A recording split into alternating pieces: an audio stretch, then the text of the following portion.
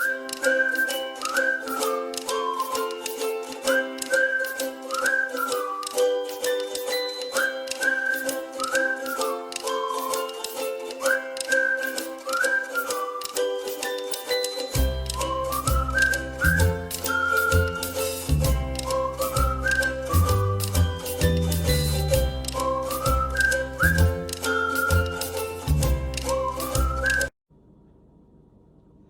everyone, welcome to today's share class. Excited that you're joining in today.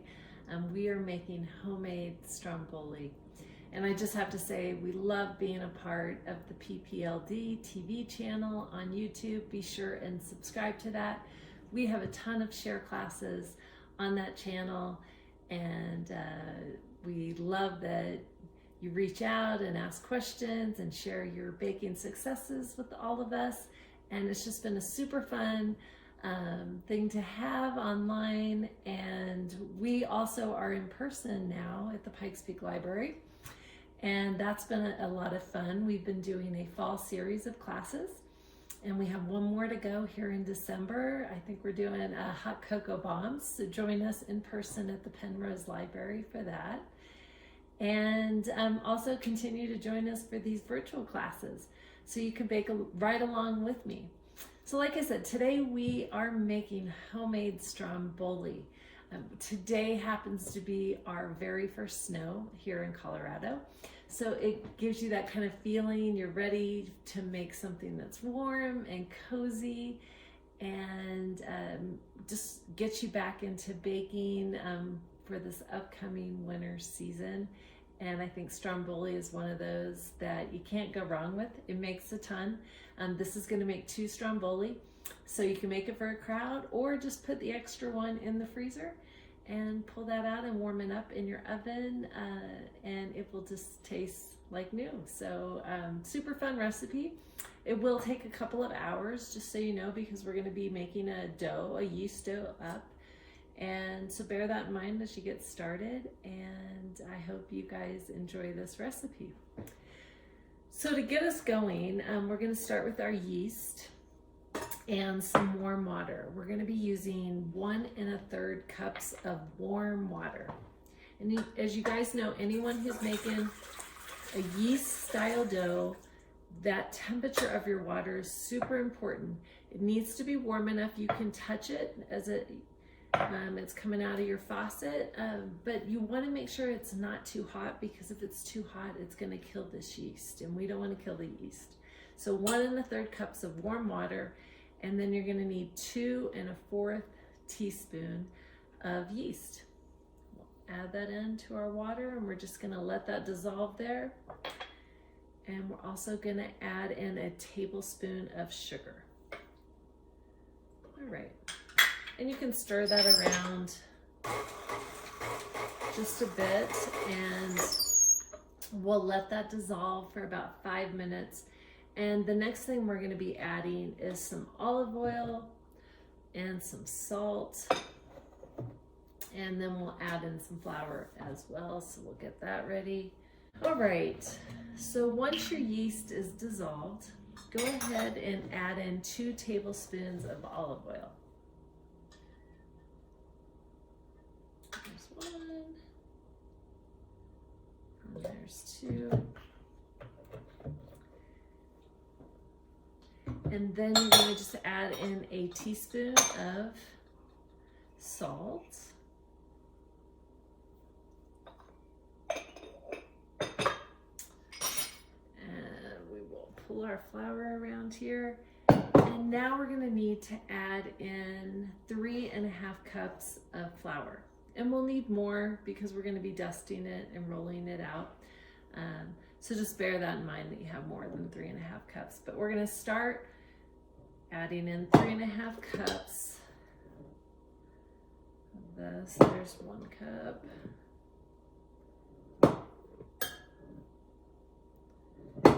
2.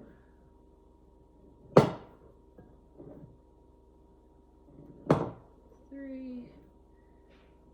And here's our 1/2 cup. There. Go ahead and start to mix it around pretty slowly to start out with. As you know, you don't want it to splatter back on you. And we're gonna let this mix for a good couple of minutes on a low speed. And you'll see it start to pull away from the sides of the bowl. And it'll pretty much clean the outer edge of your bowl as you're beating this up. So we're just mixing it for a couple of minutes. And then you guys know that I like to spread out plastic wrap on the counter here. So I'm gonna grab that. I like to take this plastic wrap that you buy in the big box stores and just lay it on my counter, and it just saves some of the cleanup in the end.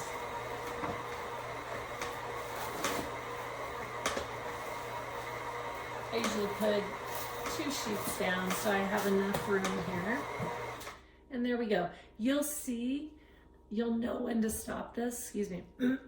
You'll know when to stop this because the entire bowl will be cleaned on the sides. So let's just put this back real quick. Okay, so I laid down this food service film. At the big box stores, that's what it's called, but otherwise known as plastic wrap. And this particular style of plastic wrap clings really well to a countertop. It works a little bit differently than, say, saran wrap, but I highly recommend this tip because then you don't have to clean your counters up. All right, so we're gonna sprinkle out some flour here and just lightly flour it. We don't wanna go too heavy on the flour, just a light sprinkle there. There we go. And my hands are floured, and that will make getting it off of the paddle just a little bit easier. There we go. So go ahead and try to get as much as you can off that paddle. And then we'll dump out the dough, grab any extras that were made, and empty that completely out of your bowl here. And then we're just going to knead this for just a few minutes. And like I said, you're not using a ton of flour. You can pat your hands into the flour that you sprinkled out. And we're just gonna knead this. And when we taught this before, we grab at the top and pull to the center and press down with our palms. And then we rotate it a quarter of a turn and pull the top into the center, push down with our palms, and just continue to do that as we go here. So it was kind of fun because I had a friend who posted, I don't know, years ago saying that their kids were just being so picky about what they were eating. And she had experimented with Stromboli with them and they loved it. And I was like, ooh, I need to add that to my list to share that on a share class because it's such a fun thing to make and everyone loves it. It's perfect for football season too. All right. So you will roll that and knead it, and not roll it, but knead it until it's super smooth like this. And one way you can test if it's done is if you press your finger down and the dough pops right back up, you know you've kneaded just enough. So that's perfect, so nice and smooth. So then what you're gonna wanna do is grab a large bowl. We're gonna want to let this rise until it doubles in size. And so make sure your bowl that you grab is pretty large so it allows it to rise, you know, and use the full capacity of the bowl.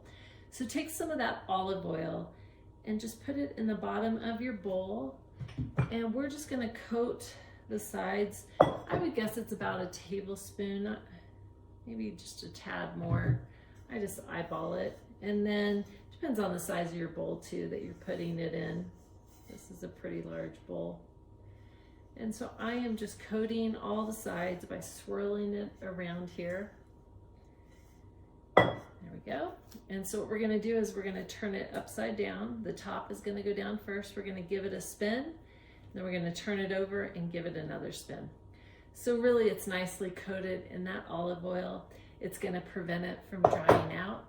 As it rises, we're going to take a sheet of plastic wrap and put that over top and allow that to rise. So let me just wash my hands up and I'll get that plastic wrap and we'll finish that up. All right, so let me just grab that plastic wrap here and we're gonna cover our bowl with that.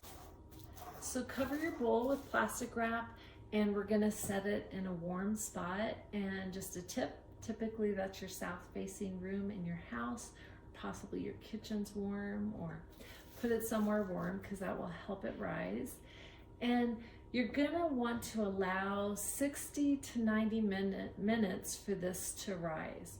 And then after that, the recipe goes pretty quickly, but go ahead and be patient on that. It will make the dough that much lighter and airy. And so it's worth waiting those 60 to 90 minutes. So we'll be back ready to roll it out and put this together. While this is rising, there's a couple of things you can do. Pull out some garlic and chop that up. You're gonna need 4 cloves chopped, and then you can set out some butter so it comes to room temperature. So I have a stick here, and we're gonna use about 6 tablespoons for this. And so just set out a stick of butter to begin with, and we'll let that soften up while this dough is rising. And then you're gonna need some deli meat and cheese, and I will put a list on our video to show you what kinds we're using, and we'll finish this up and get these in the oven to test out. So we'll be back in about an hour. Okay, so we're back. Our dough has risen for about, it's been a good an hour and a half. And so you can tell because it fills the entire bowl up almost to the top. So that is set to go. So you just need to do a couple of things. Go ahead and preheat your oven to 400. So preheat that oven to 400 degrees. Grab 2 baking sheets and go ahead and put some parchment paper on them. And you'll just set those off to the side. So when you're ready to grab them, they'll be all set. And then you're gonna wanna go ahead and pull out all of your ingredients. And so let me just walk you through what I use. I try to always choose uncured deli meats. And typically you have to get that at the deli counter and specifically request it. So I have salami here and pepperoni. And what I love about getting deli pepperoni is that it's larger and it tends to have less grease in it. If you use the smaller ones, you're gonna have a lot of grease in your Stromboli. And then I love provolone cheese for this. And then I will use mozzarella, and I use about 16 ounces. And so I just divide it into 2 because we're gonna be rolling out 2 Stromboli, and so that way I have an even amount on each. So go ahead and make sure your meat and cheeses are out and set those off to the side. And then for the sprinkling on top, to finish it, we're gonna need an egg and water and some Italian seasoning, some fresh Parmesan, and some salt and pepper. So you can set that out and have that ready to go. The other thing you want to do is go ahead and take that stick of butter that we used and melt 6 tablespoons and chop up 4 garlic cloves. Now here's a tip I think I've mentioned before, is that anytime a recipe calls for 1 teaspoon or 1 clove of garlic, at least double it. Don't pay any attention if it says that. Even on my old recipes, if I put 1 teaspoon or 1 clove of garlic, ignore that.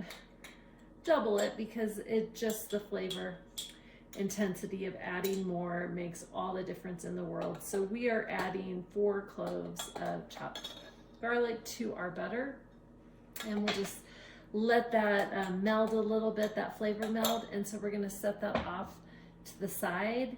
And now we're ready to roll out our dough. So grab a rolling pin, and we're gonna remove the plastic from the top here. And then I just use a pastry cutter and I divide it in half. So you're essentially punching down the dough and releasing that air, and see how it just magically deflates. Divide it in half. There we go. So we have two separate balls there, two separate balls of dough. And then I'm gonna grab some flour and go ahead, and I added one more sheet of plastic wrap down. So that way when I roll them out, I have space to roll out two of them at the same time. So just lightly sprinkle flour all the way across and pretend you're making those rectangles that we're gonna roll out, so that way you hit everywhere that we might roll. So I'm gonna roll this direction, and we're looking for a rectangle that's about 10 inches by 16. You can certainly eyeball it. I eyeball it. I don't, I'm not super precise, but for some people who want to measure it all out, you have the measurement of 10 by 16. So go ahead and grab each ball of dough, and you'll just see how soft and tender that dough feels. So I'm going to set one right here, take out the other one. I'm just going to roll it back into the ball shape here. And I think I'll have enough room if I leave it right there. I think that will do it. And I try to shape it into a rectangle shape to start out with.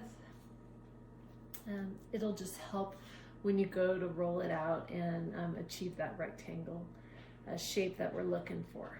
So I'm gonna scooch this stuff off to the side.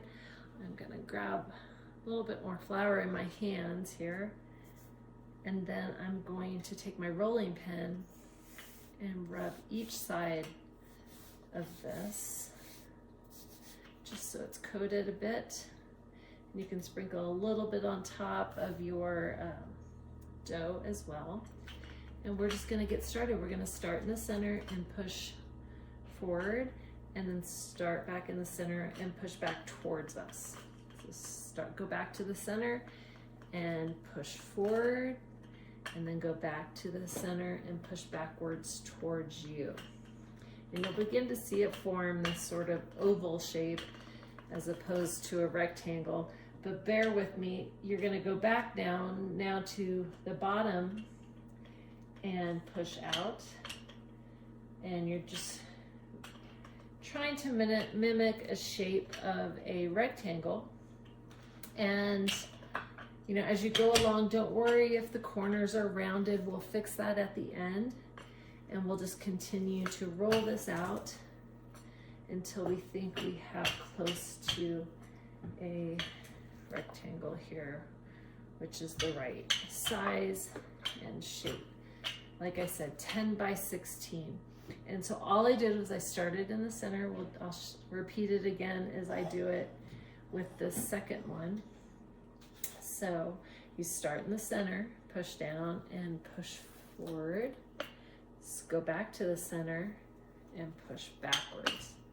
And you're applying even pressure. Okay, then go back to the center, do the exact same thing, and you're just gonna get this super long oval shape. And then you wanna go back to the end of your dough, start in the center, push out, go back to the center and push towards you. And then you go back to the top, go to the center, push out, go back to the center and pull towards you. And then you can kind of go all the way down, and we're working on that rectangular shape. And do not worry if it starts to look oblong or uneven. Do not worry at all, because we can certainly reshape this. And I'm just gonna go back to the other one and try to match our lengths so they're the same. You really want two uniform Stromboli. Let me see if I can pull up my sleeves here. I'm gonna get a little dusting of flour. There we go. That works a little bit better. So what you can do, the trick is to square off your edges. So you can take your fingers and pull up on the corners and square it off so it looks squared. And that's really the only trick. This works the same with rolling out cinnamon rolls. Grab those edges, square them off just by tugging on them gently so you don't poke a hole in the dough. And then you can go along and reshape it. And you can lift up just to make sure that you have enough flour underneath, that it's not sticking underneath. There we go. I'll do the same thing on this side. I'm just grabbing the bottom edges like this and pulling out, and you see how it forms a better rectangle that way. And that's all you do. And you can go back up and just lightly press in until you have the shape that you're wanting, that rectangle shape. You have your melted garlic butter.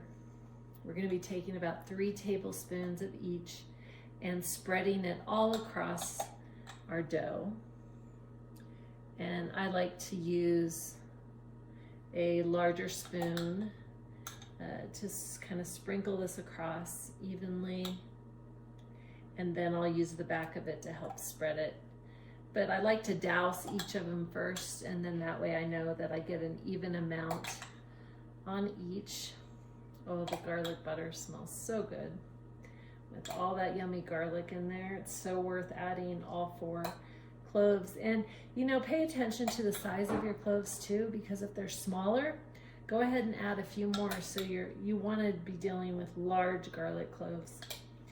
And it's nice, like I said, to sprinkle this out because you can really tell that you get it on here evenly. So then just take the back of your spoon and go ahead and rub it all the way across and coat each and every inch of your dough. There we go, that one's done. We'll do the same thing.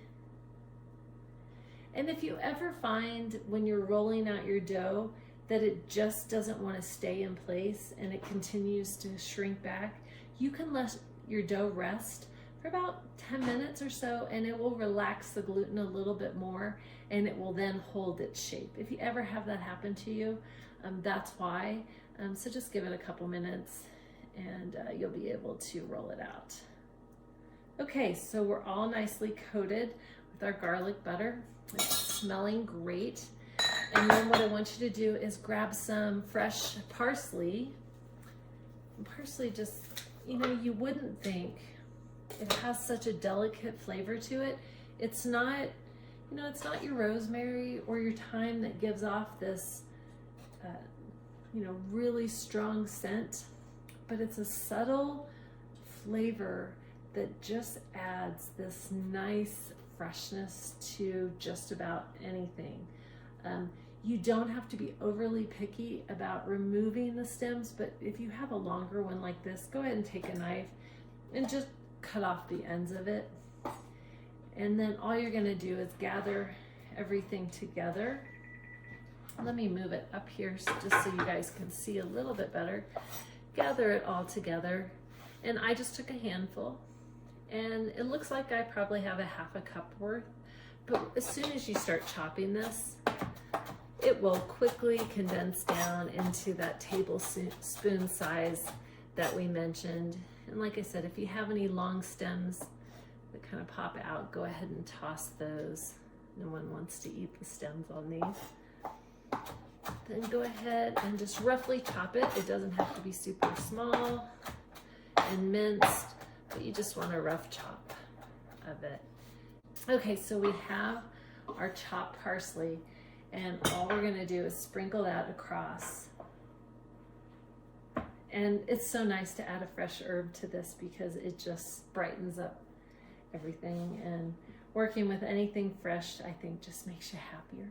There we go, and just evenly make sure that it's kind of all sprinkled all about the dough. I'm gonna wipe off my cutting board here to get all of that parsley on there. And so sprinkle that out until it's nice and even there. Okay, so now we're ready to add our meats and our cheeses. And you're gonna be doing a layering effect with your meats and cheeses. And so we can start with our salami and just grab a few. And here's one of the tricks. you have to think about when we go to roll this up, we have to, if we push all the meat to the ends, it's all going to just spill out. So what you want to do is figure out where your top is. This is going to be our top on this end, and we're going to be rolling it this way. We're going to leave a 3-inch space on the top, and then we're going to leave an inch on either side. The rest of it we're going to fill with the meats and cheeses. So just eyeball it, 1, 2, 3, go down and start your cheese right there. So I left 3 inches there, 1 inch on the other side. And we're just going to add a layer. And I usually put 3 in a row, just like that, and layer it all the way across. There we go. You know, it's kind of, oh, there are my cats. They always find their way into this one way, shape, or form. So just keep doing this and layering this out. And you know, it's interesting. A lot of people ask me, okay, so what's the difference between Stromboli and a calzone? Well, traditionally calzones originated from Italy, whereas Stromboli is an Americanized dish. And calzone, it's really just the shape is really what makes the difference. And so, you know, calzones are typically rolled out in a circle shape, folded, and then the edges are crimped together, and they're typically filled with ricotta and meats and other cheeses. So that part can be similar to a Stromboli. Strombolis typically are rectangle, so it's really just the shape. But calzones really originated in Italy, whereas the Stromboli is from America. So right now, I have 3, 6, 9, 12, 15. And really the amount of meat you put on, it's usually a ½ pound per Stromboli. And so I'll go ahead and continue on this other one, making sure I leave 1, 2, 3 inches at the top and an inch on the side. And we'll just continue layering this out here. And it's nice to stack them just a little bit.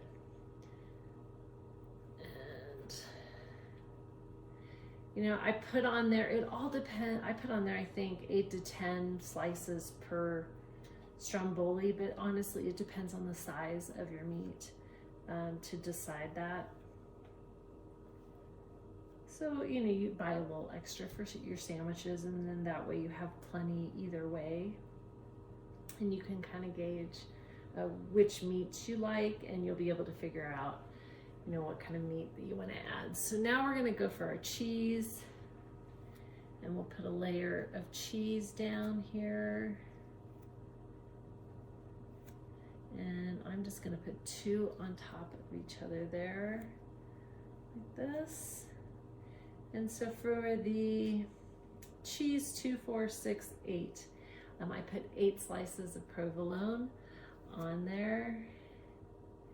And we'll do the same on this side.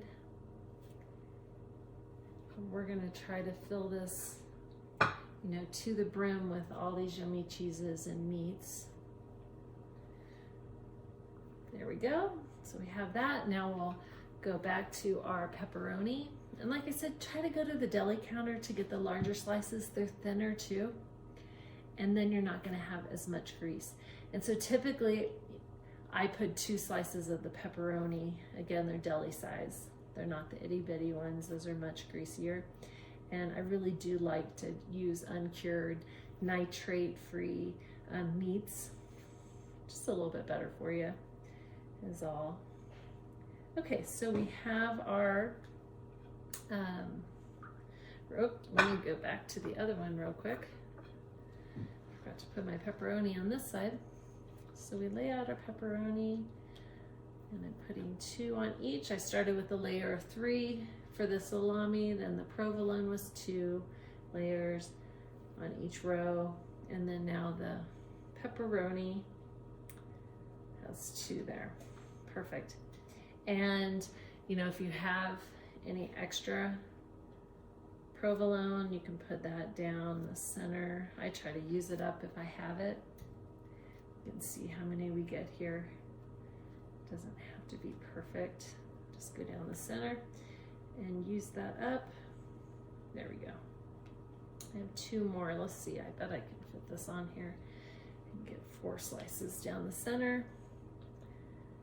There we go. All right. Okay, so what I did is I laid out that salami, and like I said, it was about 12 or so. And then I layered on the pepperoni, 8 of those, or laid on the provolone, which was 8 slices, and then 8 slices of the large pepperoni. And then I just had extra, so I put 4 provolone slices right down the center.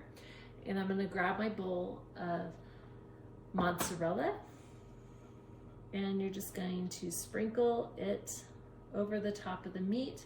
Try to stay away from the edges as much as you can. You'll see sometimes when you bake this, it'll ooze out the top. Your cheese will. Don't worry if that happens. That's why we cook them on a baking sheet, so it catches all that. It doesn't ruin it at all, and it is common that it can happen, especially if you overfill it. But that cheese will just get nice and hot and start to bubble out. And so we just evenly place this cheese, the mozzarella, all across the top, as you guys can see. And you can just see how simple this recipe is. It's not hard at all. You just have to make sure you have the time to do it when you put it together. It's a great Sunday type meal that you make for a football game. And you'll just make so many people incredibly happy. Okay, so now that that's done, you're going to want to get a small bowl and put a tablespoon of water into it, and then take an egg and crack it inside the small bowl there. There we go. And then just go ahead and take a fork and beat that up until it's nicely combined. What we're doing is making an egg wash. Don't skip this part. The reason being is this is the secret to having that golden, crispy crust. And this egg wash, we're gonna brush it on the inside, and it's gonna help our stromboli stick together. So just beat that up until it's nice and combined. Okay. Then you can grab a pastry brush and just dip your pastry brush in there and go ahead and coat the edges of your dough here. And it just helps seal the dough up. And just brush it lightly with the egg wash. There we go. Go to the second one, do the same thing. Here we go, and get the bottom here. All right, excellent. Okay, so set that off to the side. And then now the fun part is rolling them up. So we're gonna start with that 3-inch top, and we're gonna just roll this just like a cinnamon roll. So you're folding it in like this, and you're gonna try to roll pretty tightly if you can, and just be really careful, because if you have nails, you can puncture the dough. There we go. And just tuck it all in tightly there. Perfect. And you'll see that when you go to push the dough up to close it off, it'll just magically seal. And the trick really was to put that egg wash on there. All right, so we'll do it again here. And what you can do is you can tuck in your sides as well, and that will close off the ends. If you don't want to do it, I tried to show you 2 ways. If you don't do it the first time, you can always take these and roll them in on the end. Just like that, and it closes it off. And that's another tip to prevent a lot of the cheese from oozing out, but if it does, it's okay. Okay, so the other tip is to fold in your edges and then begin rolling. There we go. And and just be sure it's nice and tight, and you can always kind of push down and when you roll, so you get it nice and tight in there, and everything's all melded together really well.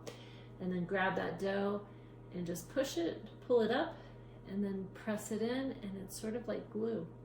It seals the dough on our roll, and you're just gonna press in like that. Double check your ends, that they're nicely all tucked in. There we go. And hopefully you guys can see that. So there's the difference. This one we just tucked and rolled under. This one we folded in our edges first and then began to roll. And again, that technique is just a way to try to not get everything to fall out of here. Okay, so once you have 2 rolls, go ahead and grab that egg wash again, and you're gonna brush it all over the top. Again, this is the secret sauce to making it all beautiful, golden and pretty. So don't forget this part. And just brush it all the way across. And having that plastic wrap down as we make a little bit of a mess is just so nice, because you know cleanup is gonna go so easy. And I love that you guys reach out and you share the success that you have with these recipes. Our whole intent with sharing them is that they're tried and true recipes that you never have to worry about flopping. Because no one wants that, right? Never. So just keep brushing there. There we go. Beautiful. Okay. So then let me wash my hands really quick, and then we're gonna sprinkle on some things, some toppings before we put them onto our baking sheets. Okay, so once that egg wash is all over there, go ahead and grab some flaky sea salt. If you guys follow any of our other recipes, we love flaky sea salt. We use Malden's for this particular recipe, but if you don't have it, just use kosher salt. Sprinkle that across the top. It just adds such nice flavor. And then I'm gonna take some pepper, sprinkle that across. There we go. So we have our salt and pepper. Then I'm just grabbing Italian herbs, and we're gonna shake it right across the top. There we go. And you know, I just set a sprinkling. Just eyeball it and sprinkle it across the top until it coats the top. And then you can grate up some Parmesan cheese and sprinkle that on the top as well, right down the center.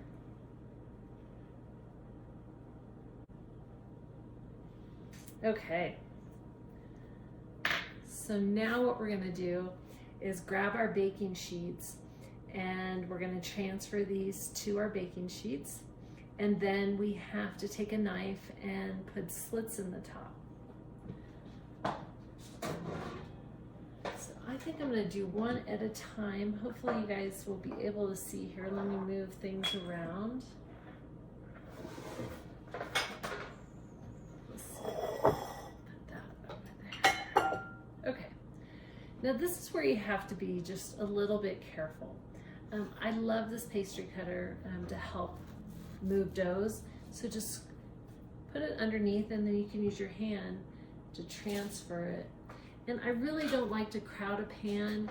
I don't want to put more than one on a pan. You want to give enough room on all sides so the air can circulate and we're not overcrowding our pan.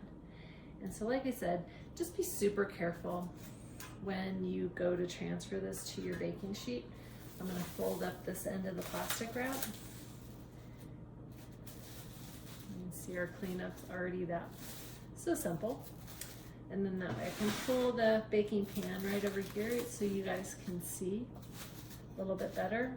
And I'm going to take the edge of the pastry cutter and just tuck it underneath, and then reach under the bottom. It's pretty hefty. and then gently just place it over the top. You can certainly use your hands to scoop it. And you'll see that the dough has a great consistency to it. It's not going to be mush at all and just fold in your hands. It really does hold its structure well, which is great. And then what you want to do is grab a sharp knife, and we're going to be putting 4 slits down the center. And you want to go deep enough that it cuts through your dough, and just evenly go down and put in the 4 slits that go the length of the dough. And so they're probably a good 3 inches each slit. I don't know if you guys can see those slits right there. Scoop that one off the side. Make sure you do both. There's an extra piece of cheese I'll toss off. And just go ahead and make your 4 slits on the second one. And really this is important because it's going to allow all that heat that's going to build to escape out of there. It's going to release all that air, and you'll end up with a crispy dough as opposed to a soggy dough. So that's super important. So now you're going to put it into our preheated oven. Our oven has been preheating for a good 20 minutes, and so it's nice and hot. On 400, we're going to put these in for 25 minutes. Now, if you have a convection oven, feel free to cook both at the same time. You might just have to go about 5 minutes longer. Typically, these take 25 minutes, so you can do them one at a time. It's perfectly fine if they sit out on the counter. But my only recommendation there is to go ahead and cover it back up with your plastic wrap from your bowl, and just lay it across the top, or a soft towel, and that way it doesn't dry out, because we know in Colorado things dry out pretty easily. But a convection oven, if you happen to have one, it's great because there's a fan in the back, as you can see on mine, and that just circulates the air evenly, and you can bake 2 at a time. That way we kill 2 birds with 1 stone here. Put those in. Let them bake for 25 minutes. That bottom one, sometimes you have to let that go just a little bit longer, but we'll check it here in 25 minutes. And so in the meantime, let's clean up. And I want to talk about, when we finish up with this, something that you can make up really super quickly. So as you guys can see, I'm just picking up the plastic wrap. I folded all the edges in, so that way all that flour and the egg wash that kind of spilled out onto there gets collected, and that's our cleanup. It's so super simple. I have just a little dusting of flour on my counter, so it just makes cleaning up. I know people hate rolling out dough because of the cleanup, so super great trick. Go to any big box store like Sam's or Costco and find their professional food grade film.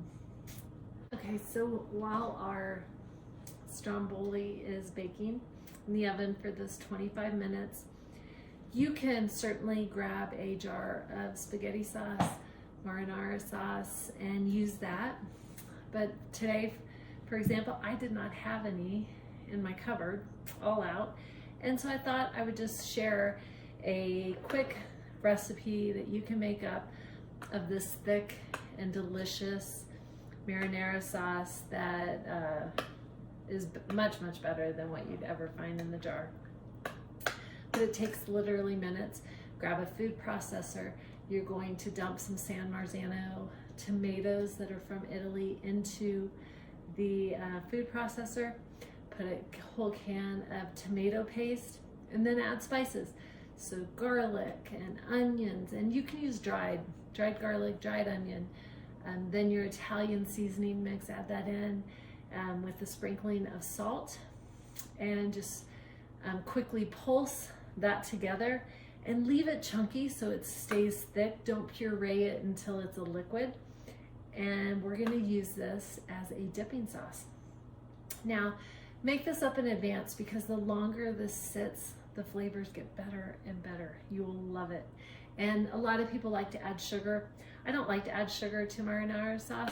If you want something sweet to add to it, add a squeeze of honey, and you'll never guess. It just adds a different kind of flavor to this marinara sauce. So that's a secret if you want a little bit of sweetness to this. Your kids will want to take the spoon and just eat it straight out. But this makes for a great dipping sauce for our Stromboli. So whip that up. It literally takes seconds, and I'll share the recipe. So you have that in your repertoire, and if you're ever in a pinch, you can make it up yourself.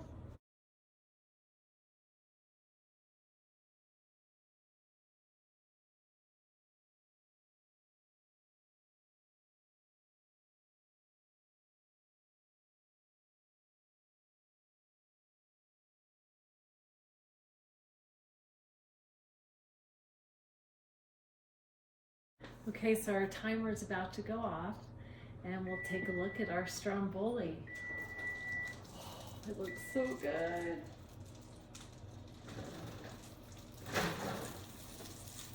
Well, you can hear it sizzling. Can you hear that? And so my bottom one is a little bit light, so I'm just going to leave it in for another, I would say, 5 minutes.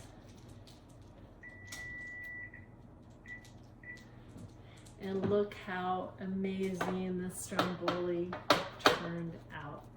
It's absolutely incredible. So now what you want to do, if you can exercise patience, give it a good 15 minutes or so to cool down. Then you can transfer it to a cutting board and slice it up. I like to use a serrated knife to slice this up into chunks, and then you can grab your little marinara sauce that you made up, or grab a jar and put it in a bowl, and you can take those slices and dip it in and give it a shot. I really hope you guys enjoy this Stromboli recipe and make it for years to come, especially during this winter season. It's just a fun, like I said, a fun, cozy, crowd-pleasing meal that is a lot of fun to make. So hope to see you again at one of our share classes that are in person at the Pikes Peak Library. If not, continue to join us on PPLTV and reach out to us anytime at Sharing Life, Living Food on Instagram or Facebook. Thanks, everyone. Of course, I could not leave you guys hanging. I had to at least give this a quick little bite to let you know. I cut a piece off the end piece here, and you can just take some of that marinara sauce and you can dip it in there and put it on the end.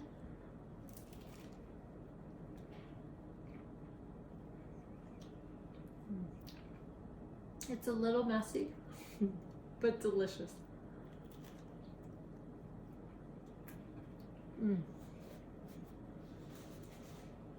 Wipe my mouth.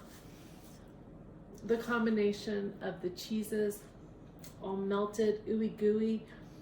The crust is perfectly tender and flaky with that egg wash put on top, and you see how nicely golden brown that is, and it's truly so delicious.